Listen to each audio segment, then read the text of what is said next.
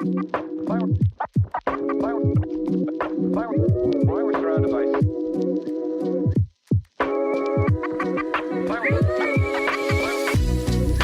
一次同大家見面，咁啊，當然今次咧喺我哋呢一個嘅系列裏面咧，揾到一班嘅獨居青年或者有計劃準備獨居嘅青年。今次咧就先揾幾位朋友咧去了解下佢哋先。我係阿峰，咁就係一個而家同人共居緊嘅年青人。我叫 Winky， 咁咧我而家係同屋企人住緊嘅一個大學生。我係 Dorothy， 我就獨居咗大概6至7年左右。自己出嚟住啊，其實獨居，你覺得我哋要學咩呢？如果講獨居嘅話，第一樣呢，一定係講錢啦，因為你出嚟居住呢，就係第一樣嘢，你要諗租啦，你要諗啲錢點用啦。我覺得第一樣係學錢銀嘅。OK，我覺得第一樣學煮飯，自己一個人可以煮到好食嘅嘢，真係好緊要咁樣。我都覺得煮嘢食係比較緊要，佢會令到屋企成為一個比較有歸屬感嘅空間。如果可以即係辛苦一天，翻屋企之後可以食到自己想食嘅嘢，即係食係最緊要啦，係嘛？呢個系列第一集我哋講煮食。我想問3位朋友，你哋嘅最耍家嘅一個神奇食譜係乜嘢？阿峰，俾啲朋友話我啲炒飯好好食。有咩咁獨到先？你個炒飯？煲完堆飯啦，咁跟住咧你放落雪櫃，咁整乾咗佢之後咧，咁第二日就可以拎嚟炒噶啦。我就有少少求其嘅，我想食咩我就掉落去啊。嗱，未去到地獄嘅，係啦，啲味 OK 嘅，味 OK 嘅，味道 OK， 係啦，唔係味 OK。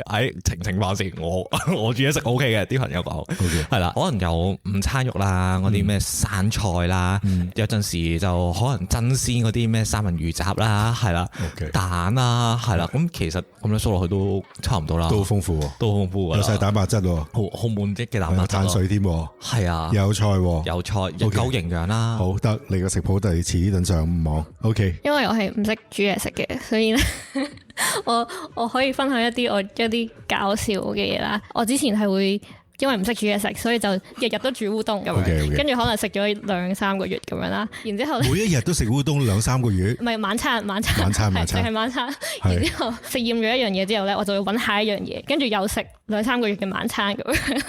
逐樣嚟，而家就玩緊烏冬，唔係之前烏冬，而家咧係糙米飯咁樣。OK，咁我問下嗰個資深少少嘅朋友。烏冬嘅話，我都有一次都真係試過自己整啦，即係用麵粉啊、木薯粉啊然後即係加埋一齊，然後自己搓，咁都幾有滿足感、幾有成功感嘅一件事。因為我記得當初第一次獨居嘅時候，我係即係得一個細雪櫃啦，咁就冇嗰啲冰箱咁樣，咁嗰啲讚岐烏冬嗰啲比較有咬口嗰啲咧，咁我就比較少買嘅，咁就真係試過落手去搓然後煮咁樣咯。係啦，咁另外可能都會中意一啲簡單啲嘅料理，就主要都係用電飯煲去煮，咁就覺得感覺比較慳時間一啲啦。即係可能例如我一邊煲飯咁，但係上面嗰格就係蒸水蛋，即係可能係落啲蟹柳啊或者啲簡單嘅食材啦。咁或者用個電飯煲都可以用嚟煲湯，即係可能例如話我煲一個絲瓜鹹蛋湯，咁然之後上面就順便用嚟蒸餸，咁可能蒸一個南瓜蒸排骨咁樣，即係可以同步進行，咁就會比較省時一啲。聽落佢好似應該係咁多個最煮得嗰個。佢都真係一個廚師咁樣，係咯，應該可以開幾餸飯噶咯。係咯，好，你哋由細到大咧，其實你哋覺得煮飯係一件咩事咧？印象中咧，以前係阿媽煮飯多嘅。阿媽煮嘅飯咧就多啲人噶嘛，自己煮係一個人噶嘛。係，你覺得邊樣難啲咧？一個人係好難噶。點解咁講咧？我自己共居啦，但係咧其實基本上個廚房得我一個人用嘅，係啦。你同屋煮唔煮飯嘅？唔煮噶。我嗰陣有 roommate 都好啦，佢哋係唔會行入個廚房無啦啦，好似我咁樣咧煮晒9大簋咁樣嘅。你係會煮幾碟餸咁樣噶？如果有 friend 嚟嘅話，我係會煮幾碟餸嘅，4-5個餸，4-5個餸。係啦，我有印象好似4-5個餸。餐肉炒餐肉，青菜炒青菜。唔係，咁點解你會有鋪癮想煮多啲咧？你唔覺得煩嘅咩？又要洗碗，又要……哇！洗碗真係一個經典嘅噩夢嚟啊！咁但係點解會咁堅持去煮飯呢？其實係因為一個字平，係啦，你慳錢，係慳錢，絕對慳錢。所以你話學嘅第一樣嘢就係錢銀，係啦，學一定係錢銀噶。你出嚟煮咁啊，煮飯呢樣嘢咧係最慳到錢啦，時間就未必嘅，但係時間咧係可以好似啱啱 Dorothy 所講，就係嗰啲咩電飯飯煲料理啦。Dorothy 咧，你覺得一個人份定係一堆人份，即係約埋啲三五知己煮又開心啲咧？都係覺得一個人煮嘅話係會比較難掌握啦個份量，尤其係煲飯嘅話，即係啊，你順便一煲都煲咗3至4人嘅份量，你好少話淨係為咗一個人而煲個飯咁樣。係，所以獨居嘅時候其實都少食飯嘅，係啦，可能都係食意粉啊、食麵啊咁樣。咁你點樣去準備你每一日嘅三餐呢？我而家都多煮嘅，但係因為即係咁多年嚟都比較熟習，即係掌握到係要分幾多份咁樣咯。咁可能一買就買咗2個西蘭花，咁我就會先切好，然之後我就會即係擺喺一啲兜啊，即係先雪喺個雪櫃嗰度，咁就方便下次一拎出嚟就即刻可以煮，即刻可以炒咁樣。咁買餸其實係咪有啲攻略？你通常咧，如果你要買菜買得最平，一定係6點零7點。嗰啲時間咧，可能平時啲菜可能20蚊，即係去到臨收工佢就會大減，係啦，可能10蚊2斤，咁嗰度咧夠你食一個禮拜噶啦。再望埋咧有啲優惠噶嘛，可能逢唔知禮拜幾啊，咁你跟住你用某張信用卡又會平啲啦。然之後佢某啲時間咧，其實有啲 items 佢會先會特價，跟住唔知幾錢有2包咁樣，你就係捕住嗰啲時間 ，OK 我就去買定幾包咁樣。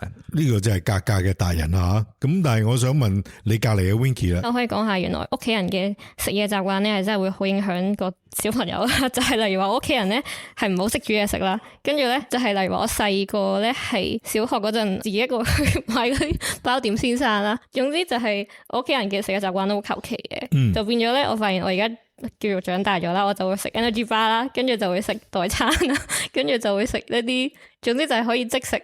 就俾我可以飽到嘅嘢。咁你羨唔羨慕阿峰？如果有個咁樣嘅同屋主，你想邀約佢一齊食飯？唔係，我想講咧，有陣時真係煮多咗咧，你同嗰一個好處就係你可以問下，喂，你今晚翻唔翻嚟食飯啊？我煮多咗，好驚啊！你今晚翻唔翻嚟食飯？呢啲通常係另一半問噶嘛。係啊，但係你會問佢嘅。睇人咯，即係可能真係好熟咁樣，即係都住咗一段時間咁樣，咁咪輕輕問下，又或者你知佢嘅飲食習慣，通常都，佢翻到嚟點都會嗌個宵夜噶啦，咁試下問下都無妨嘅。OK，Winky 你自己有冇 plan 咧？近排係學緊煮嘢食嘅，然之後咧，我近排咧係自己買咗個雪櫃擺自己間房啦。因為咧，我屋企人咧個雪櫃咧係裝滿咗好多過期嘅嘢啦，而總之就係好多喺街市買翻嚟嘅嘢，但係其實佢哋係冇預過份量，一買就買好多。呢個雪櫃係冇位俾我去煮任何嘢食啦，所以我由細到大都唔識煮嘢食。呢個原因。然之後我近排就買咗個雪櫃擺入自己間房，因為我真係好想試下自己煮嘢食，但係一定又要有個空間去俾我儲存食材。開始煮咯。我就喺呢個計劃啦，呢個 social 青年生活學啦，就學咗幾堂嗰啲咩嗰啲煮食班，之後我就發現其實煮嘢食好似唔係想象中咁難咁樣，同埋我發現煮嘢食咧一開始咧係會好開心，即係就算整得幾難食咧，都覺得好好食咁樣，即係你食落去覺得都難食嘅。唔係，但係我一開始覺得好好食，但係我之後可能食多幾啖，我就發現點解咁難食，有啲唔妥。但係因為我第一次煮啊嘛，即係我第一次自己切，有一種滿足感。係啊，跟住我就會食咩都覺得哇好好食啊，跟住頭幾啖係好開心嘅，就覺得哇我終於好似識得自己煮嘢食啦咁樣。但係再食多幾分鐘，我就覺得點解咁難食嘅。好啊，咁我問下資深嗰個我隔籬嗰位朋友 Dorothy 啦。我都幾中意喺收工時間去街市嗰度買餸嘅。咁之前有一段時間主要都係住深水埗區啦，咁所以啲嘢食都比較平一啲嘅。咁好多時都係10蚊可以買到3份至到4份咁樣咯。